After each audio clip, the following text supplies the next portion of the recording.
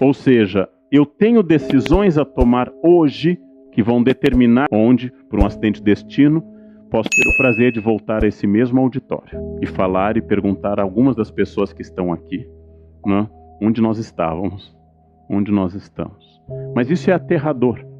Quando eu determino as pessoas que elas estarão estrategicamente, do ponto de vista financeiro, pessoal, familiar e afetivo, onde elas desejarem estar. E dialogando com esse desejo, com aquilo que me escapa ao controle. Lamentar, utilizar sorte, fazer algo a partir de destino, em geral, é a carapaça que nós damos à nossa covardia. Não dá, eu não tive sorte nos negócios. Eu sempre desconfiei da ideia de sorte. Sempre desconfiei dessa ideia. Existem conjunturas mais e menos favoráveis, algumas coisas eu tenho que insistir mais. Algumas pessoas parecem ter algumas coisas aparentemente inatas para alguns campos. Significa que se eu quero aquele campo, eu vou ter que me esforçar mais do que elas. Desde que eu era criança no interior do Rio Grande do Sul, gente, eu ouço essa explicação quando eu vou bem numa prova e alguém diz, nossa, mas você tem muito jeito. Este jeito era passar as noites de sábado e os domingos sentado lendo. Era um jeito fascinante. Era um jeito chamado leitura, esforço. Porque quando alguém me diz jeito, eu fico irritado porque parece que eu olhava para os livros e eles entravam em mim por osmose. Eu entrava em posição e o conhecimento vinha a mim num tsunami. Infelizmente nunca foi assim. Toda vez que alguém elogia alguma habilidade intelectual minha, eu lembro que atrás dela tem um esforço titânico. Eu me formei em piano, por exemplo, e já vi assim, nossa, você toca bem. Também 12 anos sentado estudando diariamente. Eu não nasci como Mozart, e desconfio que Mozart tenha nascido assim. Tinha um pai que Leopoldo que ele chicoteava para estudar. Eu desconfio que nós achamos na palavra talento, muitas vezes, o fato de que alguém se esforçou mais do que nós num campo. Nossa, você tem facilidade para emagrecer, não? Ah, eu tenho tireoide lenta. Olha a foto do campo de concentração, todos são magros. Não importa a tireoide, os ossos, a estrutura, é só não comer, é fácil. É fácil, é uma foto. Uns têm tireoide lenta, outros têm metabolismo baixo, um tem osso pesado. Não comendo, todo mundo emagrece. É simples. É simples, não há como engordar. Mas eu posso optar pela felicidade. A felicidade está num pastel de nata. A felicidade está num quindim. Não tem felicidade no alface, gente. Não existe felicidade vegetariana. Não existe felicidade no alface, não? Eu posso optar, mas é uma escolha minha também. Posso optar por comida gordurosa todos os dias. Já disse isso quando estive aqui no Rio. Isso evita Alzheimer. Não vou chegar à idade de desenvolver. Lá pelos 30 e poucos, vou ter um ataque fulminante e pronto, morro feliz, com bacon na veia. Feliz, sem nenhuma doença degenerativa. O que causa Alzheimer é exercício, comida saudável, alongamento. Isso causa Alzheimer. Também causa catarata, né? Bacon cura quase todas essas doenças. É uma escolha. Eu quero uma vida longa ou eu quero uma vida breve, intensa e um caixão volumoso, né? Que vai causar um problema, né? Isto é a ordenação entre X e Y. E diariamente eu tomo essas decisões quando eu acordo num dia de chuva e decido vir aqui a Tijuca ouvir uma palestra no dia da minha profissão, enquanto que outros decidiram dormir, ou decidiram nada, ou estão vendo Ana Maria Braga. Quer dizer, são opções boas, válidas, que levam a resultados diferentes. E ao soma desses resultados nós chamamos de biografia.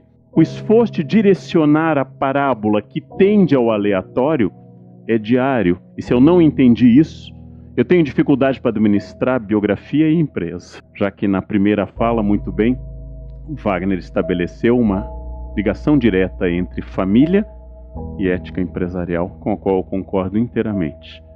Nós temos uma dificuldade de imaginar que o colapso ético brasileiro não é iniciativa do executivo, mas é uma sociologia que começa no trânsito e termina no Palácio do Planalto. Esse é um encadeamento muito complexo de perceber. E eu já disse na internet, me acusaram até de ser pró-governista, de todas as acusações, seria a mais estranha, de que se eu acreditasse que todos os problemas do país estão num partido, eu seria uma pessoa felicíssima. Se toda a ética do Brasil estivesse naufragando por causa de um grupo, eu seria uma pessoa que dormiria às gargalhadas, porque bastaria que um dia essas pessoas morressem. Ou reuni-las no Maracanã e convidar alguém do Estado Islâmico, dizendo que eles ofendem a Alá, né? E pedir uma ação direta do Estado Islâmico. Ao invés de destruir patrimônio, destrua isso, né? E o Brasil acordaria livre, democrático, probo, honesto, absolutamente honesto. Eu adoraria acreditar nisso, mas eu deixei de acreditar nessas coisas. A única mito que eu ainda acredito é o Saci, porque este é científico, né? As coisas desaparecem na minha frente. Então, a única explicação científica é o Saci. E a outra prova é a meia na secadora. Você põe duas, sai uma. Qual é o único ser interessado numa meia? É o Saci, né?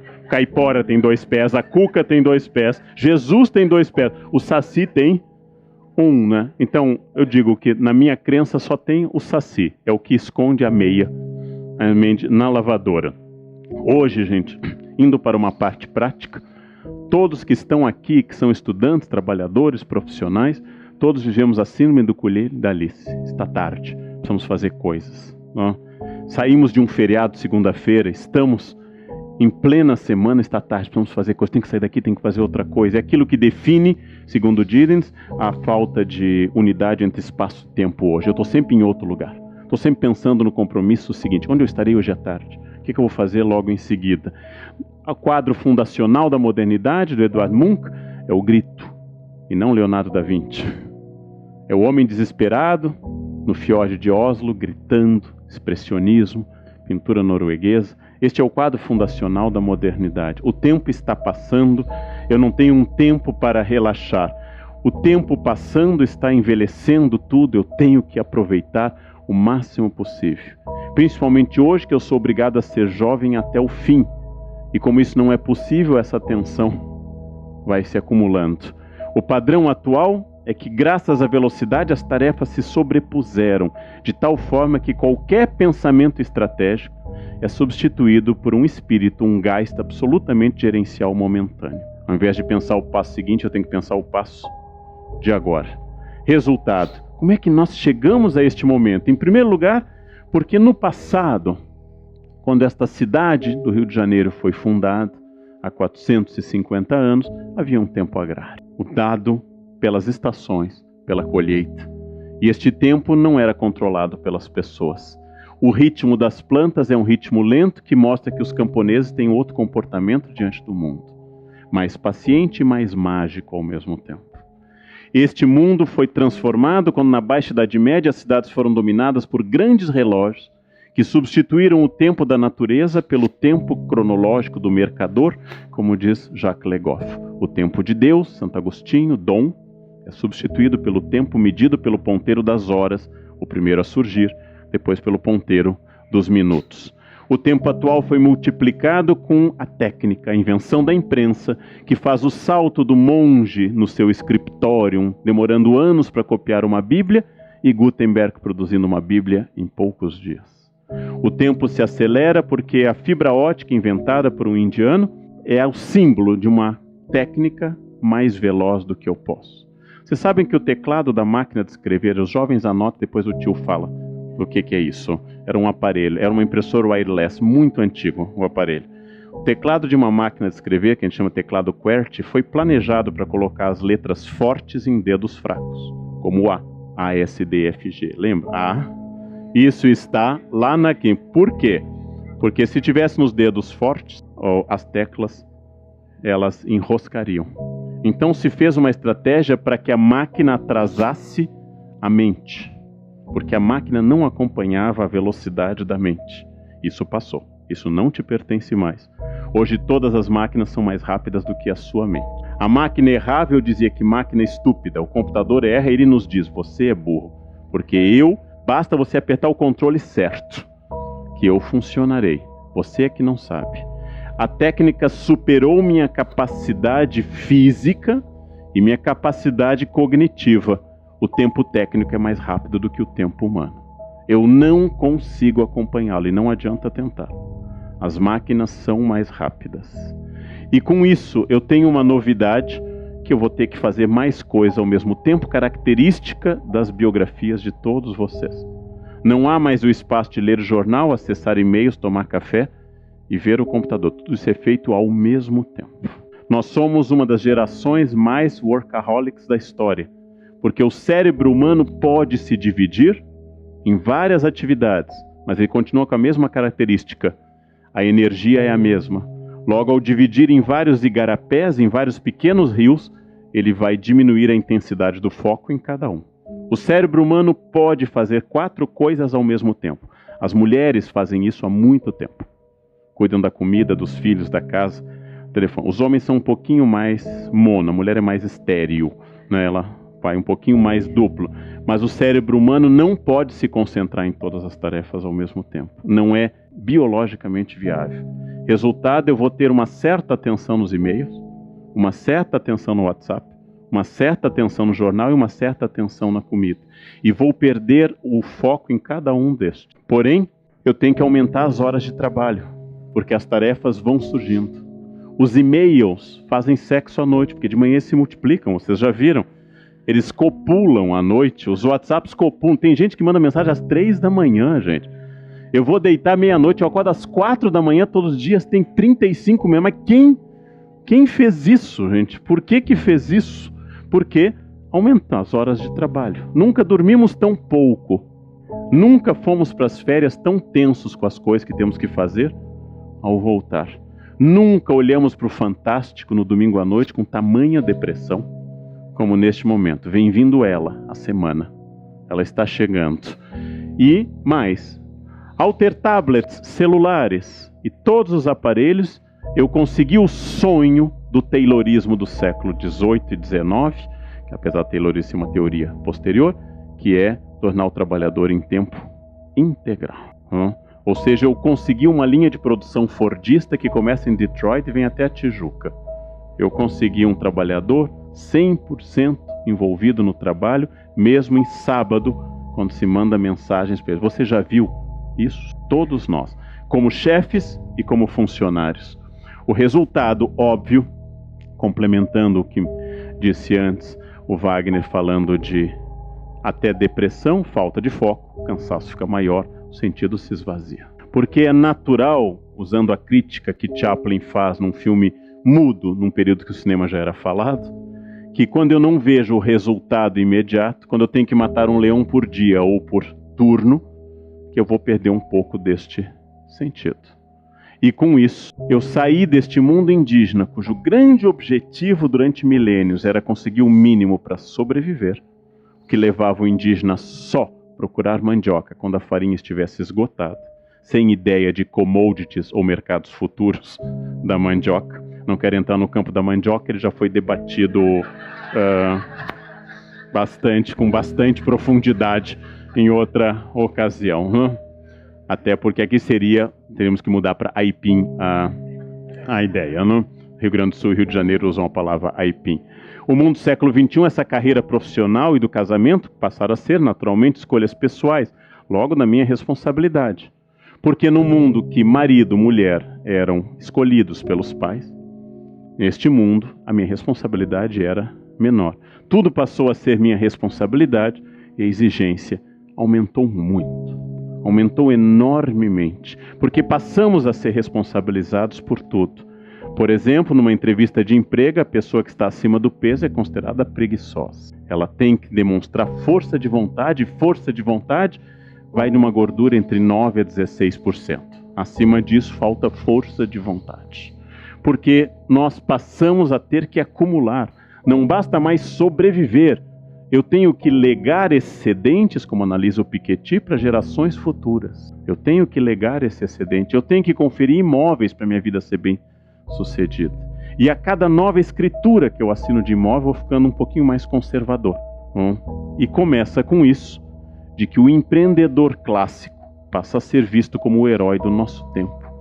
A pessoa que é o modelo, não importa a ética da sua biografia, não importa essa ética. A tal ponto que eu posso dizer com clareza, muito importante para nós que trabalhamos, Que trabalho se tornou, gente, o único suicídio ético do século XXI. Estou me matando de tanto trabalhar. E todo mundo balança a cabeça e tem uma reação bovina. Que bom. Se eu dissesse, estou me matando no crack, estou me matando na cachaça, todo mundo diz, que horror. Mas estou me matando de trabalhar. Gente, estou trabalhando como nunca. As pessoas balançam a cabeça. Esse é o genro que eu espero. Ou seja, isso é o suicídio ético de todas as pessoas. O suicídio ético é o trabalho.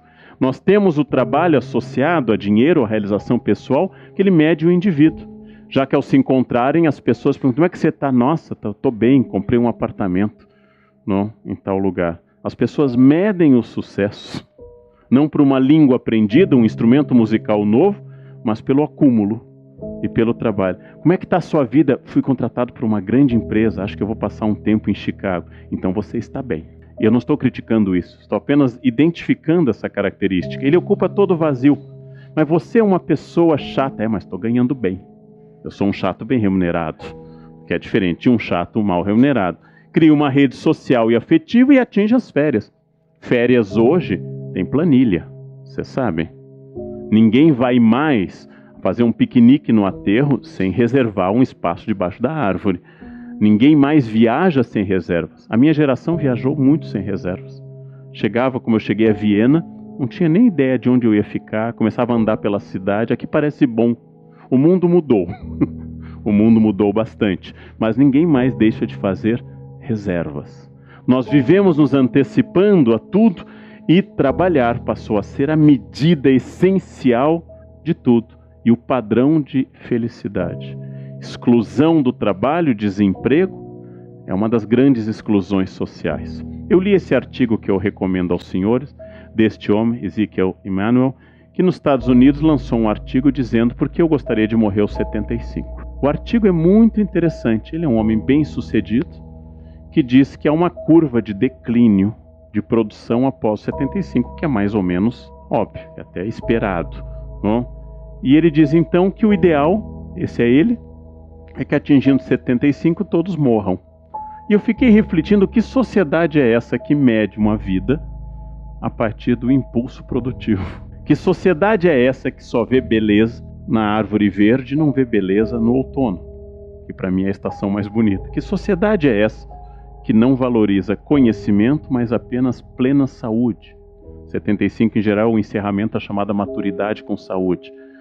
Que sociedade é essa? A idade que Cora Coralina começou a lançar livros. Que sociedade é essa que faz isso? O artigo é muito interessante, se vocês acessarem na internet.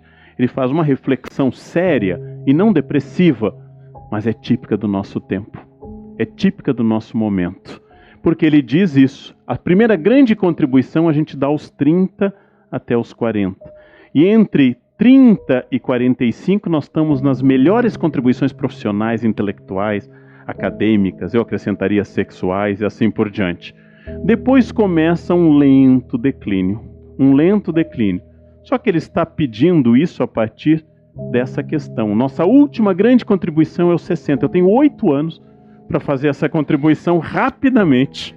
Porque depois disso, depois disso você vai ter que viver de juros, porque você não tem mais contribuição a fazer. Um dos grandes conselhos de São Bento, quando faz uma assembleia de beneditinos, na primeira organização política do Ocidente, que é a Ordem Beneditina, é juntar nessa assembleia monges idosos e jovens. Porque num, diz Bento, o Espírito Santo fala com força e sem prudência. No outro, o Espírito Santo fala mais fraco e com muita prudência. Então a junção deles impede que o caminho seja levado pela temeridade da juventude e pela excessiva prudência da maturidade. Eu acho esse um conselho fascinante. Dizem que a Discovery, o ônibus espacial, explodiu porque só havia otimistas na equipe. Todos diziam, mas esse fio pode congelar a 200 graus negativos. Não, mas isso é muito difícil de acontecer, dizia um. Todos eram otimistas. Numa empresa que todos são otimistas, há problemas. Aqui todos são pessimistas, também há problemas. Eu preciso misturar as pessoas. Uma família é feliz porque há os irmãos e há os cunhados. A mistura das duas coisas, quem se ama, quem se odeia e quem tolera estar ali, vai ser boa, vai criar uma ideia muito interessante. Mas, de novo, nós estamos dentro dessa ideia de workaholics, work lovers.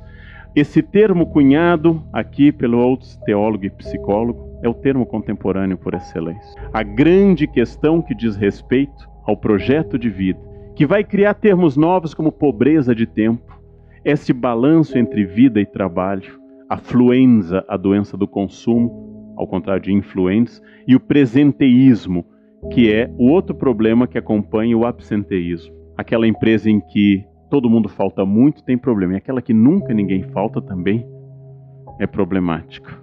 Ou seja, esses são conceitos correlatos para um tempo. E eu queria, além dessas reflexões históricas, sociológicas e filosóficas, acrescentar uma muito objetiva que me atinge diretamente. O que fazer com o tempo relógio, que é inelástico, em relação ao tempo da demanda, que é cada vez mais elástico? Como adaptar minha biografia ao meu dia?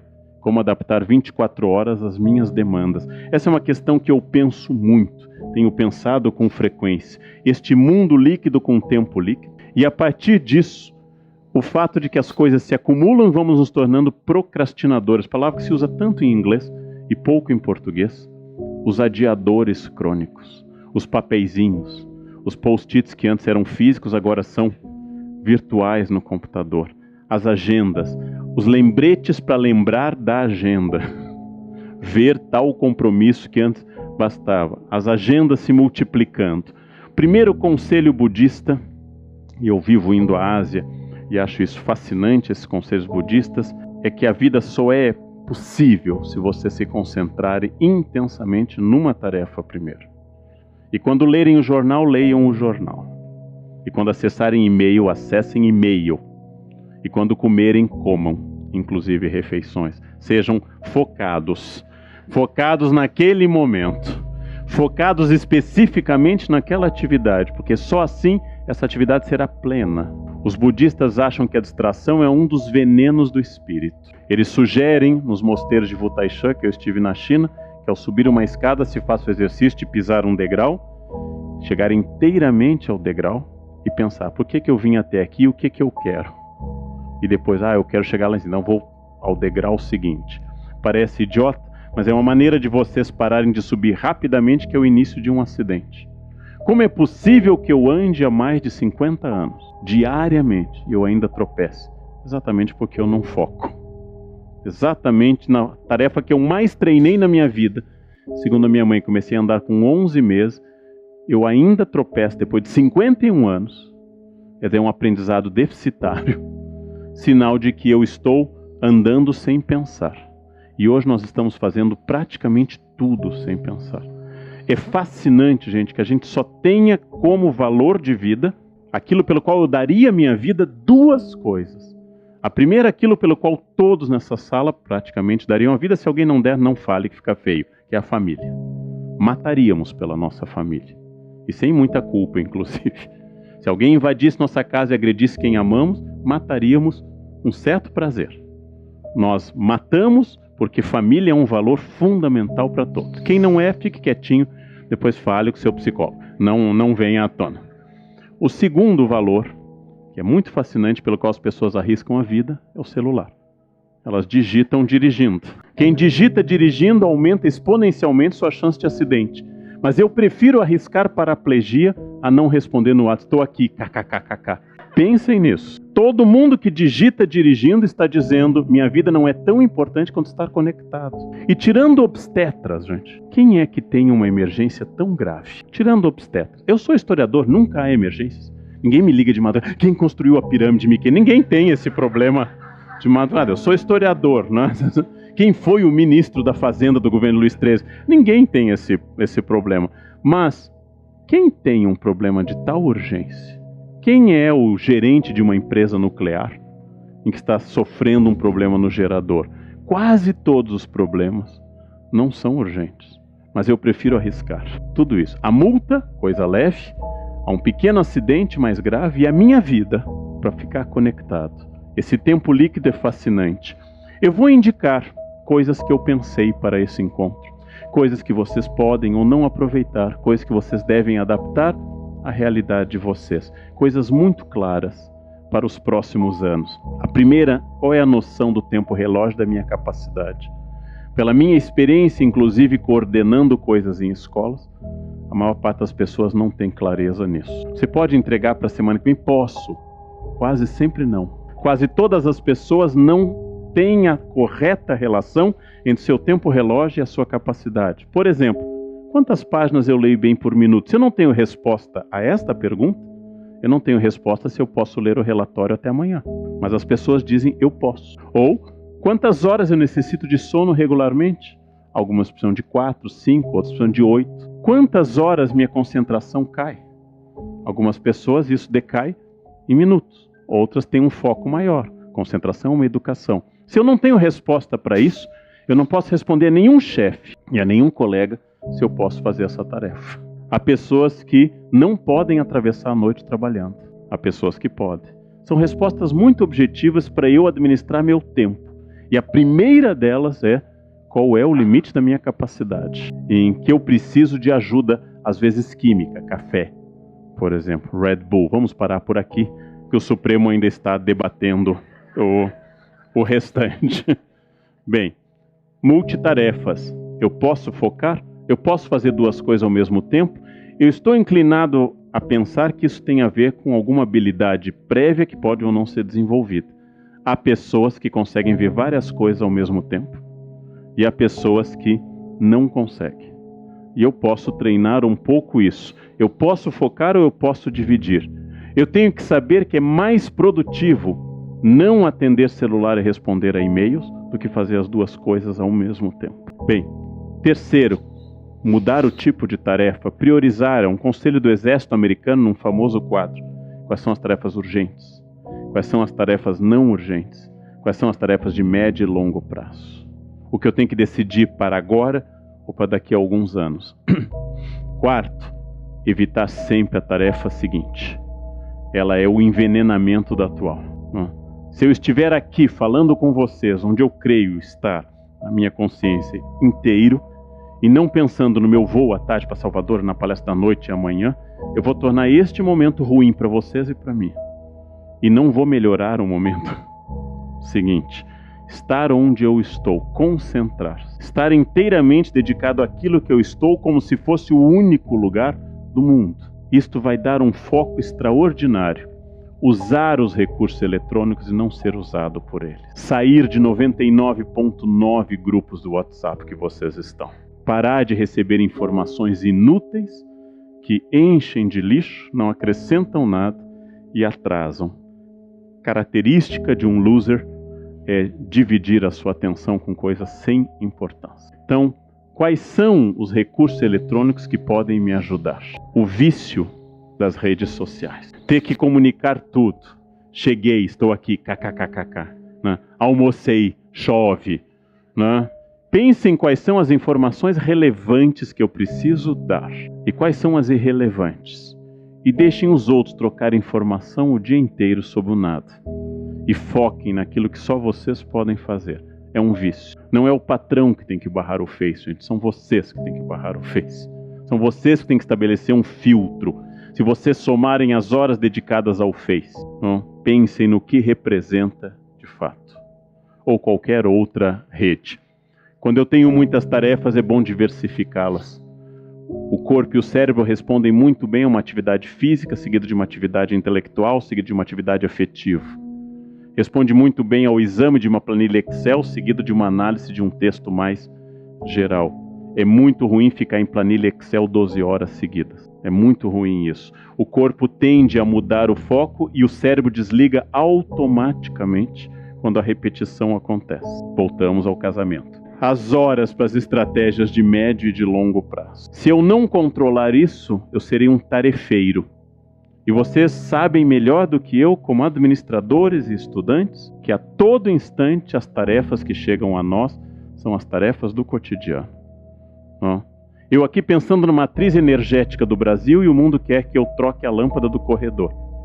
E a lâmpada agora é nova, tem um novo padrão, é mais cara. Temos que botar no estoque. Eu pensando numa matriz energética, eles me fazendo trocar a lâmpada. Eu querendo essas coisas, ou seja, Eu tenho que estabelecer um tempo, pensar a médio e longo prazo, ou eu nunca terei este tempo. E esse tempo não pode ser sexta no final do dia. Assassinos do tempo, culpados, celular, o computador, companhias de amigos e colegas. Claro que um amigo bom é excelente. Claro que até um colega pode ser excelente, é possível. Há estudos demonstrando que há colegas interessantes. Mas a falta de objetividade nas reuniões é a morte. É a morte. As pessoas seduzidas pela própria voz. As pessoas que introduzem um tema longamente. Eu queria, isso que o diretor acabou de me pedir, que eu acho que é muito importante, assim, que eu vou expressar minha opinião. Não sei se é de todo mundo, mas eu vou falar da minha opinião neste momento e, basicamente, acho que nesse tema que nós estamos tratando, eu tenho vontade de estrangular um ser assim, gente. Eu tenho vontade de estrangular, de enfiar algum fio 220 para ver se a pessoa fala aquilo. Acabava de falar a Berenice no carro. Às vezes eu atravesso a cidade de São Paulo, não, para ter uma reunião que a pessoa me diz uma coisa que podia ter ido por e-mail. Ou Skype, que é uma invenção maravilhosa. Eu não preciso de quase mais nada presencial, gente, nem sexo, não preciso de mais nada presencial. É muito mais seguro, mais rápido e mais prático. Algumas ocasiões que olhar no olho é bom, mas cada vez menos. Cada vez menos. Mas trânsito, falta de planejamento. Planejamento é fundamental para tudo. Esses são assassinos do tempo. Quando eu consigo, eu vou chegar a esse assassino mor que são as redes sociais, que podem ser úteis. Passei anos fora do Face, tinha deletado, voltei, já estou pensando de novo se vale a pena, porque as pessoas vão demandando, elas vão demandando cada vez mais. E as pessoas mandam uma mensagem, então você virá, sim, que bom. Aí o outro responde, ok, obrigado, um abraço. E vão mais 10 mensagens, já foi tratado do tema. Não? Respeitem o tempo.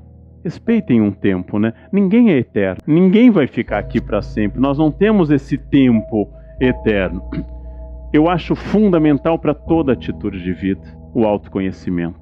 Onde está a minha ansiedade? O que provoca a minha ansiedade? Tempo e prioridades. Qual é o caminho? O que eu faço com o meu tempo quando ninguém está olhando? Eu gosto de leitura. Isso você diz para o entrevistador. Se a sua diversão principal é o controle remoto, já fiz entrevista para emprego a pedido de escritórios de direito, é fascinante, todo mundo só lê livros maravilhosos, gosta de teatro, bons espetáculos musicais, Sala Cecília Meirelles, é fascinante, não? E aí você começa a checar essa cultura, ela é rasa, quer dizer, eu sou de fato, dizer com clareza, algumas pessoas buscam na vida dinheiro, não é ruim, mas é o seu foco. Outras buscam família, umas tentam dividir entre as duas coisas, mas eu tenho que ter clareza, autoconhecimento. O grande desafio que fundou a filosofia socrática, conhece a ti mesmo. Esse é o início da filosofia socrática, conhece a ti mesmo. E a maioria de nós tem um déficit enorme sobre o seu conhecimento, a maioria de nós. Bem, e finalmente, um conselho estranho. Se eu estou afogado das 6 da manhã às 11 em trabalho, nunca vou fazer nada muito significativo. Uma das grandes características da produção humana é a capacidade do ócio criativo, sem o qual Newton observando a macieira, sem o qual o tempo de parar e pensar, ócio criativo não é igual a ligar o Faustão. Não confundam o nada com isso. Ócio criativo é a capacidade de não estar pressionado, premido por tempos, tarefas e objetivos imediatos e deixar o cérebro sem grandes atividades. E ócio mesmo, que é difícil hoje, porque as pessoas preenchem digitando mensagens. Ócio, parar.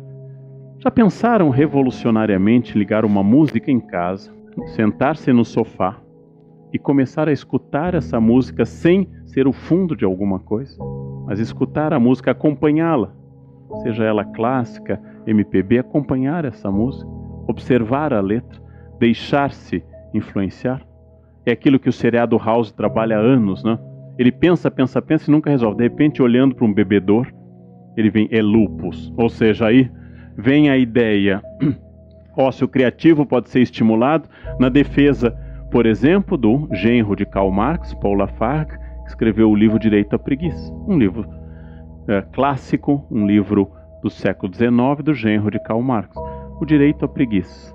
Mas também do Domênico de Masi, que esteve há pouco aqui no Brasil, sobre os seus textos de ócio criativo, a sociedade pós-industrial. Ócio é diferente de não fazer nada. E ver televisão ou ficar zapeando televisão ou trocando de sites não é ócio criativo. Isso é tédio, que é outra coisa. Tédio é outra coisa. Importantíssimo. O relógio é absoluto. Ele é uma convenção, mas ele é absoluto. O dia tem 24 horas, cada hora tem 60 minutos. Não importa o que eu faça. Ele continuará assim. É uma convenção, mas é uma convenção sólida. O tempo é relativo, porque é o tempo que eu dedico às coisas. E várias pessoas nos perguntam como é que você tem tempo para isso.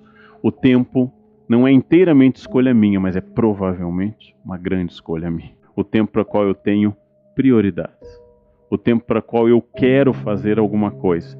E eu acredito que estabelecida essa prioridade, seja pessoal, familiar, empresarial, eu posso transformar esse tempo bastante, muito. Isto é muito prático. Suponham, isto é um exagero em relação ao que eu falei, mas é uma boa suposição, suponham que tudo esteja ao alcance de vocês. Física, material e afetivamente. Suponham que vocês possam estar em 10 anos milionários. Sei que a maioria aqui está, afinal são administradores, a maioria já é milionário, não? Mas suponham que vocês possam estar milionários em 10 anos. Suponham que vocês possam ter um corpo muito melhor em 10 anos. Suponham que vocês possam melhorar em muitas relações familiares. É um exagero do que eu falei, porque eu estava dizendo a todo instante que há limites. Mas suponham isso como exercício e pensem, o que eu tenho que fazer para estar lá, como valor? Suponham que vocês queiram algo mais. A todo instante o mundo nos oferece essas possibilidades, e eu sou obrigado a pensar. No espaço de 2 meses, recebi 3 convites para entrar na política. Isso me levou a uma reflexão. É o que eu quero? É o que eu quero? Meu pai foi político. Ele estava no momento, ele nos disse, eu preciso sair, porque estão chegando no meu preço. Em determinado momento ele disse isso na década de 60. Era um outro momento da história do Brasil, muito diferente de hoje. Havia muita corrupção no início da década de 60. Ele disse, eu preciso sair, né? Meu pai era do PL, do Partido Libertador. Então eu preciso sair disso, né? Tudo isso, eu tenho que responder essas questões. E eu respondi claramente. O que me deixa feliz é ensinar e escrever. Eu não tenho vocação para a política. Não tenho gosto. E tenho medo de adquirir esse gosto também. Tenho que dizer, tenho medo. Tem coisas que eu acho que podem me seduzir, então é melhor evitar. É melhor evitar, não? E isto é uma dessas coisas. Em tudo, ser senhor de si. Em tudo, ser senhor de si não é ser Deus, como diz a autoajuda, que eu possa criar tudo, mas é entender que estratégia é uma decisão pessoal, racional, que decidida vai ter que contrapor a estratégia dos outros e ao aleatório. Citando Sartre, não importa o que a vida fez de você, mas o que você fez com o que a vida fez de você. Não importa o que aconteceu comigo. Talvez eu tenha outros limites, mas o que eu fiz com o que aconteceu comigo? Eu tenho habilidades e outras limitações. Eu tenho talentos e outros problemas de limites. Como eu trabalho com isso? Volto à imagem da Carlyle. A ideia de que os gregos diziam a ave de Minerva só alça voo ao entardecer. Ou seja, a sabedoria só se revela no fim da vida. É absolutamente verdadeira. Não existe adolescente sábio. Tem os não loucos, mas não existe adolescente sábio. Não existe alguém de 12 anos tomado de sabedoria pessoal. É verdade que a ave de Minerva, a coruja, símbolo da sabedoria, só pode voar ao entardecer.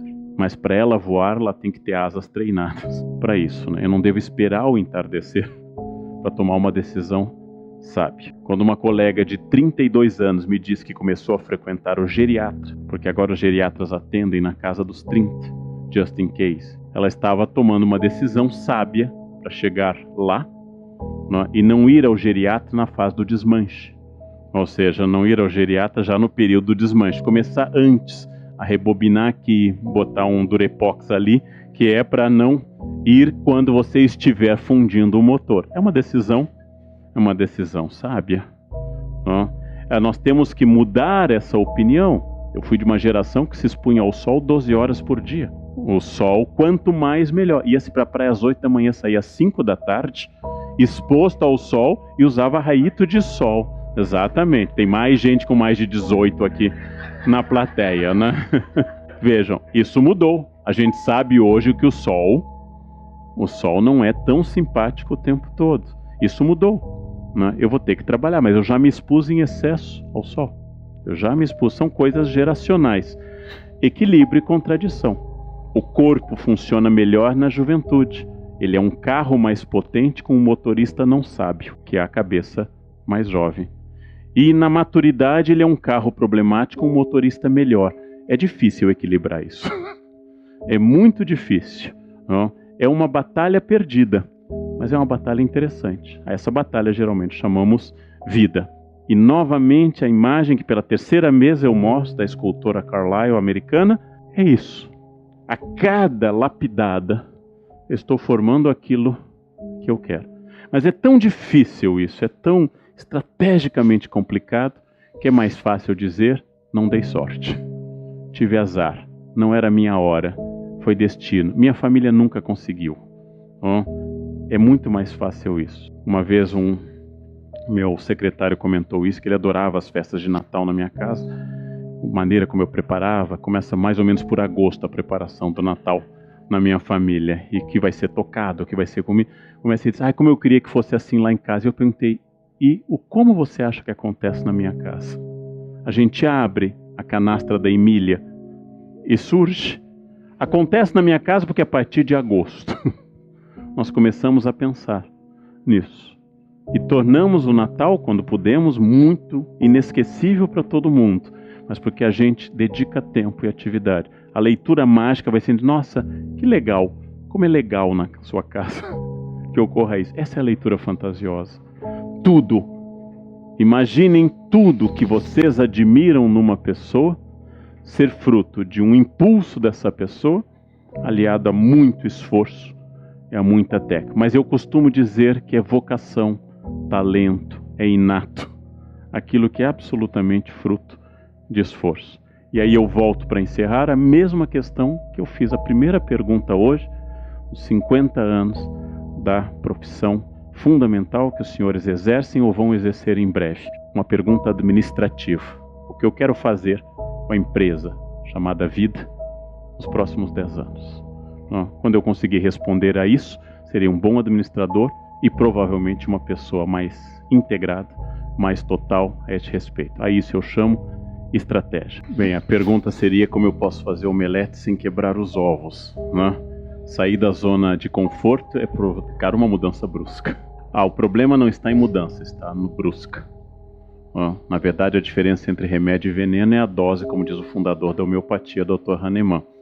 Por vezes, uma mudança intensa e imediata, ela provoca tantas reações que você é obrigado a retroceder. Eu recomendaria como estratégia, que talvez seja intuitiva na pessoa que pergunta, a grande estratégia de implementação de medidas que as mulheres têm. Fazer tudo do jeito que querem, fazendo crer que a decisão é dos homens. Essa é uma das grandes estratégias femininas. As mulheres fazem absolutamente o que querem e sempre dizendo, você que manda, amor. E esta estratégia funciona também em empresa. Eu implemento tudo o que eu quero dizendo ao proprietário que excelente ideia que você teve, né? Não é fácil fazer isso, mas é preciso ter prudência em toda mudança. E toda mudança precisa ser avaliada sistematicamente. Lembrando que a tendência à reação da mudança brusca é o sistema voltar ao que era rapidamente. É o que Lenin chamou num texto que hoje tem vários sentidos, chama teoria da curvatura da vara. Para entortar uma vara curva, eu tenho que entortá-la para o outro lado. Ou seja, quando eu faço essa mudança que a Revolução Francesa fez, muda até o nome do calendário. A questão é que daqui a pouquinho se volta ao calendário. Rapidez na implantação de medidas corresponde à rapidez na desestruturação também disso. É muito difícil, é preciso sistematicamente ir mudando e oferecendo às pessoas links para que elas se identifiquem com os novos sistemas e para que elas sejam úteis nesses novos sistemas também. Eu tenho dificuldade com as partículas condicionantes, com o futuro do pretérito, o que seria, ou com qualquer futuro, já que o historiador é um profissional do passado. Quem seria eu se eu tivesse casado com outra pessoa? É uma pergunta que vocês já devem ter se feito a partir de 12 horas de casados, né? O que seria se fosse outra pessoa? Não sei responder. Talvez tivéssemos outro tipo de problema. Vejam, por exemplo, um exemplo então concreto histórico. Faz quase 30 anos que a China é administrada por engenheiros. São quase 30 anos seguidos que os presidentes chineses são engenheiros hidráulicos, químicos e civis. A China tem uma objetividade administrativa muito maior do que o Brasil. E ao mesmo tempo ela passa por cima da questão da resistência humana e individual com uma violência total. Quando se fez a usina das Três Gargantas, maior hidrelétrica do mundo, os chineses anunciaram aos milhões de camponeses da região: a água vai subir, é bom sair. Aqui a gente levaria a discussão do valor justo, prévia indenização, o valor venal da terra. O chinês anuncia, ou sai, ou vai ficar figurando no filme Procurando Nemo. Ou seja, vai subir a água, vai subir e pronto. Então, eu não sei se o Brasil teria sido melhor. Eu desconfio de paraísos identificados a uma solução. O que seria o Brasil, governado por administradores, administrador não é igual e nem sinônimo nem de ética nem de eficiência. Se fosse, né, tirando os aqui presentes, se fosse, seria muito bom. Advogado, engenheiro, historiador e filósofo não é sinônimo nem de pensamento, nem de senso crítico, nem de liberdade. Então eu não sei. Sei que quando um filósofo, Platão, que dizia que o mundo devia ser governado por filósofos, foi até a Magna Grécia, sul da Itália, e tentou implantar isso junto ao tirano Dionísio, foi um desastre absoluto. Eu sei que nem sempre o que eu planejo é aquilo que sai, mas acho que faz, e foi dito aqui no início, faz falta uma objetividade muito grande. Eu não posso gastar mais do que eu tenho. Parece isso de uma objetividade absoluta, né? Eu posso cortar pelo menos uns 30 ministérios. Eu posso tornar mais exequível. Eu posso fazer isso. Isso é uma questão básica que uma dona de casa e um grande administrador sabem. Orçamentos deficitários têm um custo enorme.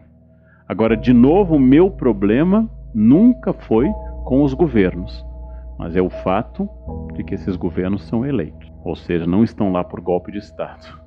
Então este é o meu problema. Governantes podem cair, mas quem elegeu aqueles continua com o direito. Então, para mim, a solução não está na política, mas na educação. A solução está na base, na educação. Então, o resto é discussão lá na ponta. Você está citando algumas falas minhas e textos no qual eu identifiquei 3 teologias contemporâneas: a autoajuda, a teologia da prosperidade e o empreendedorismo visto como teologia. Eu quero sempre deixar claro que o empreendedorismo como iniciativa de criação é fabuloso. O empreendedorismo hoje é visto como teologia, ou seja, uma crença que, sendo empreendedor, vai. Então um RH me contrata e diz: nós precisamos incentivar nesta empresa o empreendedorismo. Eu digo: bom, a primeira providência de todos será sair da empresa. Porque o empreendedor rejeita a CLT de 1943 por princípio. O empreendedor não é assalariado. O empreendedor não confia no fundo de garantia como promessa de eternidade. Agora, a crença de que as pessoas confundem, por exemplo, fidelidade à empresa, ou dedicação, ou gestão criativa com empreendedorismo. Os empreendedores são, por definição, minoritários. E aqui eu não confundo qualquer licença para abrir uma empresa como sinal de empreendedorismo. Então, isso é uma teologia. Haja vista que os títulos são teológicos. 10 lições para o paraíso do empreendedorismo, né? Seja um vencedor entre os empreendedores. São livros de autoajuda para as pessoas. Qual é o problema do livro Como Funciona a Cabeça do Steve Jobs que eu li? É que Steve Jobs não leu. Este é o grande problema. Qual é o problema de eu comprar o livro Como Ficar um Homem Sexy, uma Mulher Sexy? É que é provável que ao final eu não estarei sexy. Ao final eu seria uma pessoa menos sexy com menos dinheiro, que é o dinheiro do livro. Então este é o problema. Agora, eu acredito muito, intensamente, nas sociedades que liberaram a capacidade criativa do indivíduo, tiraram o Estado do foco da sociedade, entenderam como algumas sociedades entenderam que o Estado está a serviço da sociedade e não o contrário. Entenderam que o Estado existe, mas existe porque a sociedade se defende, existe, é feliz e produz a partir de indivíduos e não a partir do Estado e nem a partir de abstrações possíveis. Então, eu acredito nas sociedades que liberaram o Estado e liberaram o indivíduo para que ele pudesse se sobrepor a esse Estado. Acredito que às vezes o Estado tem que fazer ações que façam interferências na sociedade, mas elas têm que ser ações tópicas. Então vou dizer uma coisa que geralmente não é popular entre as pessoas.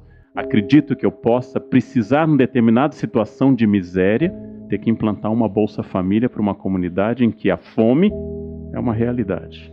Ali eles não vão estar discutindo planos quinquenais, eles querem saber o mês. E no momento que eu dou uma Bolsa Família, que é insignificante, é baixíssima, já tenho que pensar o que fazer para não precisar dar de novo. Então acredito no passo seguinte. Para quem está passando fome, eu não devo falar de educação estratégica.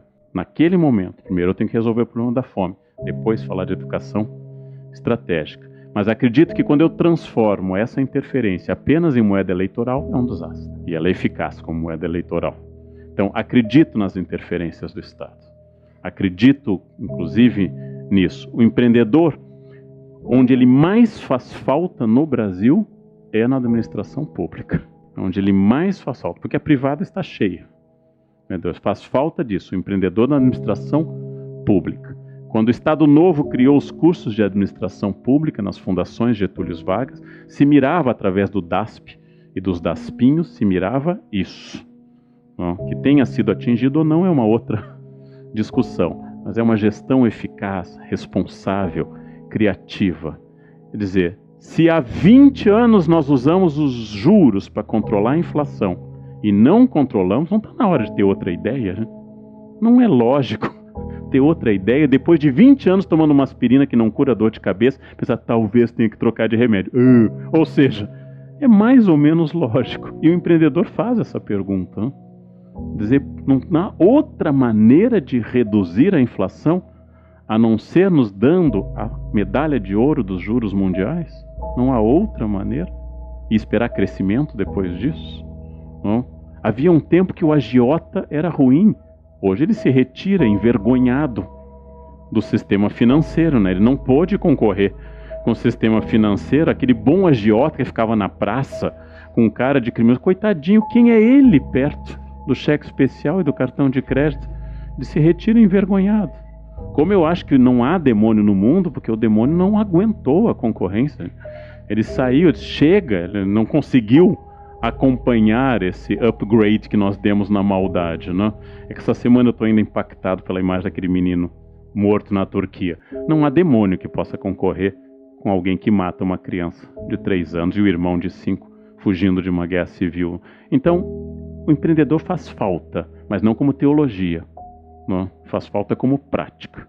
E às vezes faz falta também o simples, puro e tradicional bom senso. Bom, preciso dizer a vocês jovens que nunca viveram um cenário de inflação, por exemplo, ao contrário de mim que cresci praticamente num cenário de inflação, que é preciso ter essa perspectiva de taxista.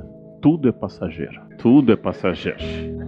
A cada período pendular de controle de preços corresponde mais um plano salvífico e messiânico de maior ou menor resultado. Na verdade, o período que nós vivemos entre o final do governo Itamar e a implementação do plano real até há pouco era um período atípico. Era um período atípico. Então, nós tivemos um período atípico para o bem e para o mal, atípico no Brasil. A crise já foi muito pior do que hoje. Não me preocupa a inflação no patamar atual. Ela é ruim, principalmente porque ela atinge os mais pobres que não se defendem dela. Não me preocupa o desemprego, claro, porque eu estou empregado, mas porque o desemprego é ruim, mas não acho que esse seja o problema maior. Eu acho que a nossa grande crise a resolver não tem nada a ver com a expansão do lastro da moeda, não tem nada a ver com expansão ou retração do crédito, ela tem a ver com uma crise ética de valores. Resolvida essa, as crises secundárias são as crises que vêm. E nós estamos discutindo valores em parte por causa da crise econômica. porque os mesmos valores existiam e eram debatidos, mas quando o Brasil crescia bastante, eles eram ocultados. As mesmas roubalheiras, com 7% de crescimento do PIB, eram ignoradas, com o PIBinho virando PIB microscópico e invisível agora a olho nu. Nós estamos discutindo, isso é bom. Eu vejo com simpatia este momento. Há um preço social muito grande. E há um preço que nós tivemos um crescimento de classe C, D e E a partir da estabilidade da moeda, mais pela estabilidade da moeda do que por ações concretas. Tivemos um crescimento. Eu vi como usuário de aviões a chegada dessas classes, que é absolutamente maravilhoso que as pessoas possam viajar de avião. Eu vi isso acontecer, eu vi as viagens para o exterior passar a ser frequentadas por pessoas que antes sonhavam com férias na região dos lagos e agora estão na Europa. Isso foi muito bom, só que este grupo agora que está sendo tirado isso vai cobrar aquilo que se cobrou da Revolução Francesa. Fizemos a Revolução, por que nós continuamos pobres? Não era só Luís XVI o problema da França? Por que agora, sob os jacobinos, nós continuamos pobres? E esta é uma discussão muito boa. Eu gosto deste lado da crise. O lado terrível, a crise é sentida de forma desigual pelas pessoas. Ela é sentida de forma muito desigual pelas pessoas. E abomino, detesto, é a coisa que eu mais odeio no Brasil neste momento, esse clima bipolar, absolutamente estúpido entre petralhas e coxinhas. Porque bipolaridade se trata no psiquiatra, gente. Bipolaridade precisa de medicamentos. Então você diz uma coisa, a pessoa já lhe acusa sem pensar, sem matiz. O problema do Brasil não é este. O problema do Brasil não é essa bipolaridade. É só um momento de estupidez do pensamento nacional. Nós estamos muito burros no debate nacional neste momento. Muito estúpidos. Isso me incomoda bastante. Esta reengenharia biográfica é a chance de reestruturação. Ela é custosa, ela é dolorosa. Tudo que não nos mata nos torna mais fortes, diz Nietzsche. Ela é custosa, absolutamente custosa.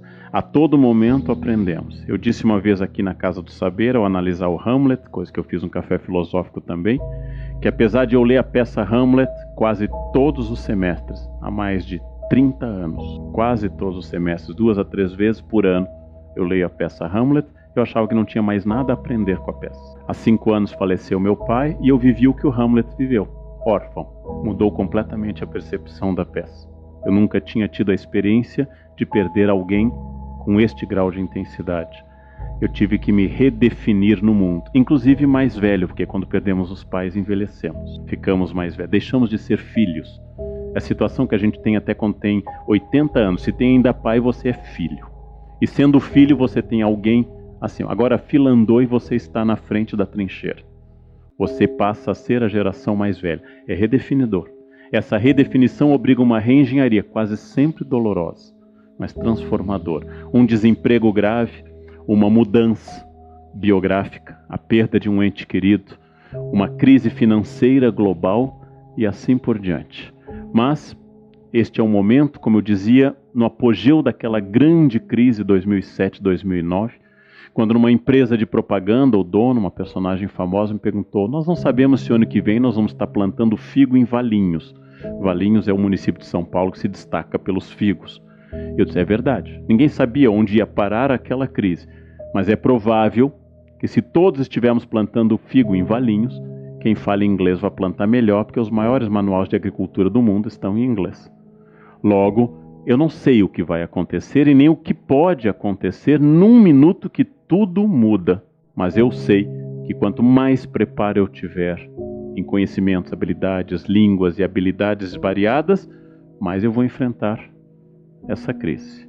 E se a crise for maior do que eu, não tem problema, eu vou morrer, não é? E também estará solucionado. Esse é o lado bom. Esse é o lado bom, né? Os empreendedores morrem junto com os fracassados. O que muda é o meio.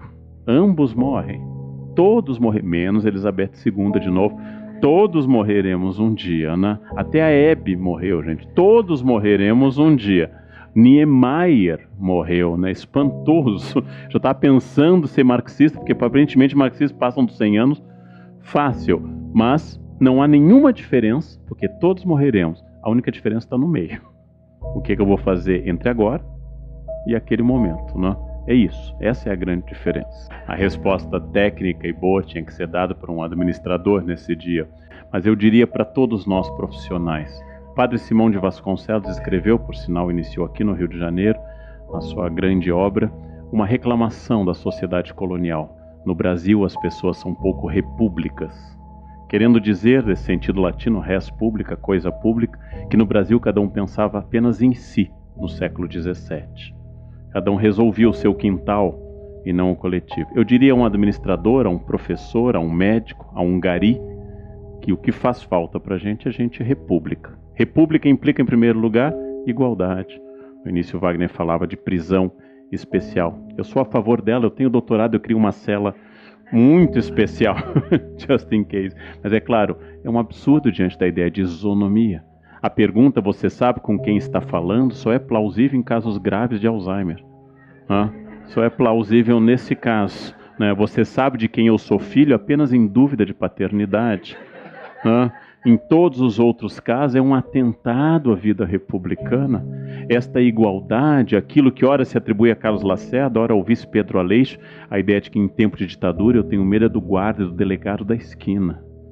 As nossas pequenas autoridades, os síndicos que entram em reuniões como quem entra num concílio ecumênico, saudando, naquele ambiente pequeno e medíocre, o seu pequeno feudo, a ideia de distinção, a ideia que as pessoas querem espaço e privilégio, a complexidade das nossas filas, não? Quem tiver criança, deficiente, idoso, criança de colo, logo em seguida os portadores de cartão isso, cartão aquilo, cartão esse, logo em seguida, é tanta fila, com tanta distinção, fora aquelas que são óbvias, que são dadas pela natureza, da maternidade ou da idade, ou da incapacitação física.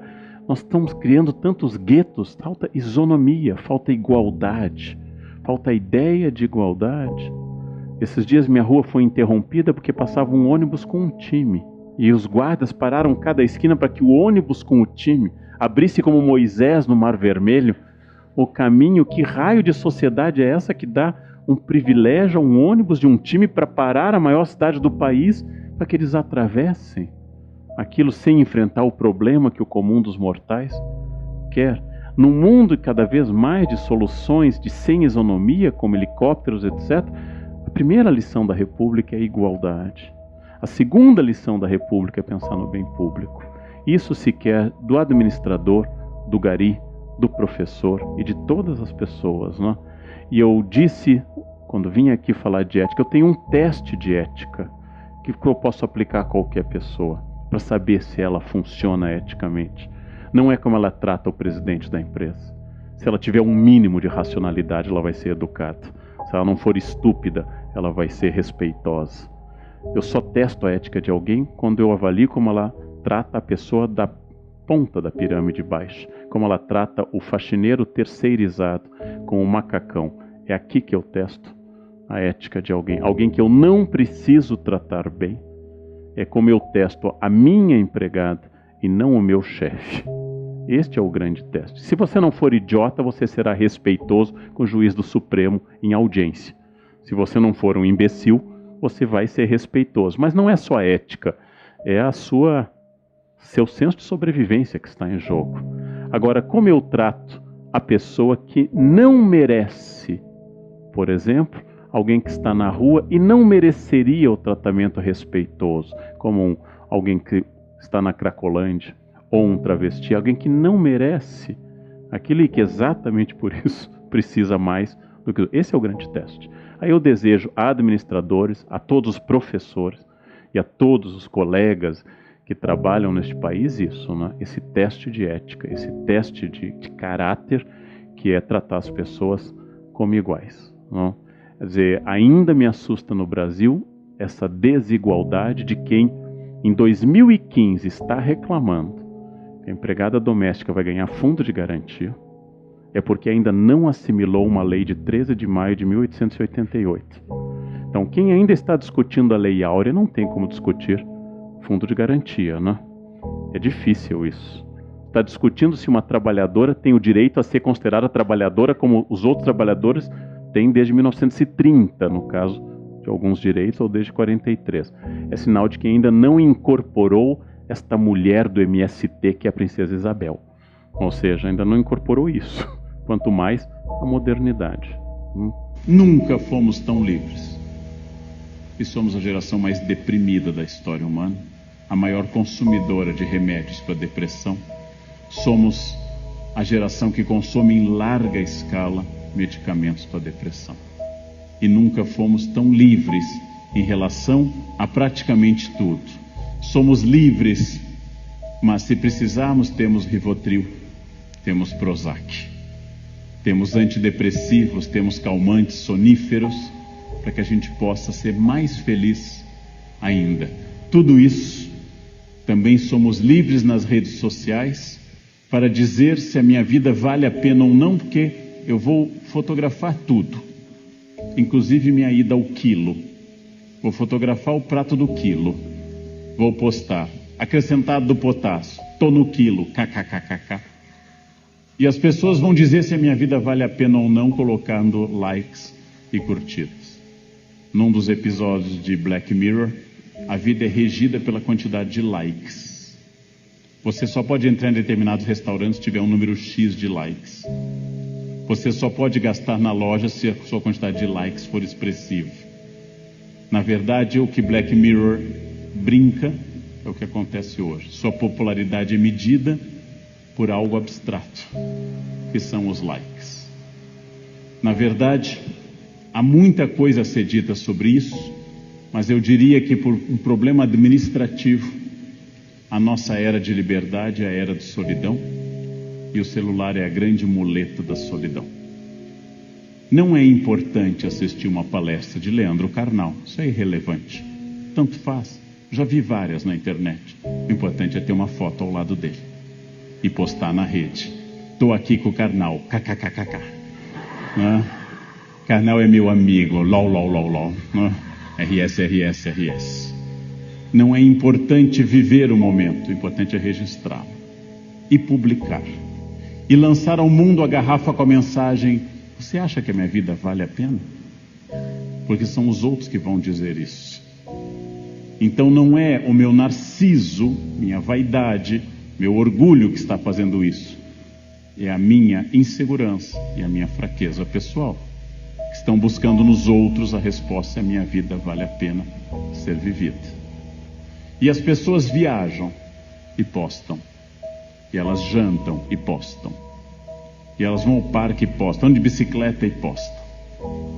A vida delas fica uma imensa postagem. E tudo vira uma posta imensa. Porque ninguém mais vê nenhuma diferença em ninguém. E todos são felicíssimos, e todos riem, e todos vivem em festas, e todos estão bem. Ninguém posta um fracasso, que são coisas que definem a vida. Nunca houve no Face uma postagem simples de manhã: brochei, kkkk. Nunca houve essa postagem. Mas saibam, não aqui naturalmente, mas em São Paulo há quem broche. Aqui naturalmente não. O interior tem mais força, mais respeito.